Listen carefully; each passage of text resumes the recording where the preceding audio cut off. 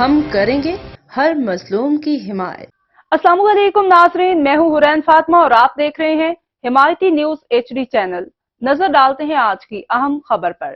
حیدرآباد میں gas cylinder کے دھماکے کے باعث آگ سے جھلس کر جاں بحق ہونے والوں کی تعداد 4 ہو گئی۔ جاں بحق ہونے والوں میں 6 سال کا حسنین، 15 سال کا بلال، 10 سال کا رحیم اور ایان شامل ہیں، جبکہ 48 زخمیوں کو سول اسپتال کراچی منتقل کر دیا گیا۔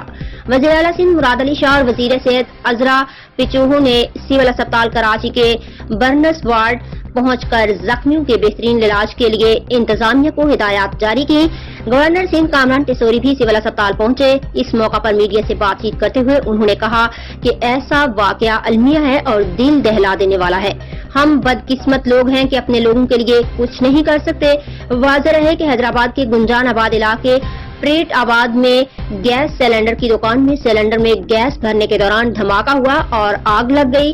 آگ نے دکان کے بالائی حصے میں واقع گھر کو بھی لپیٹ میں لے لیا تھا۔ اب تک کے لیے اتنا ہی۔ مزید خبروں اور اپڈیٹ سے باخبر رہنے کے لیے دیکھتے رہیں حمایتی نیوز HD چینل۔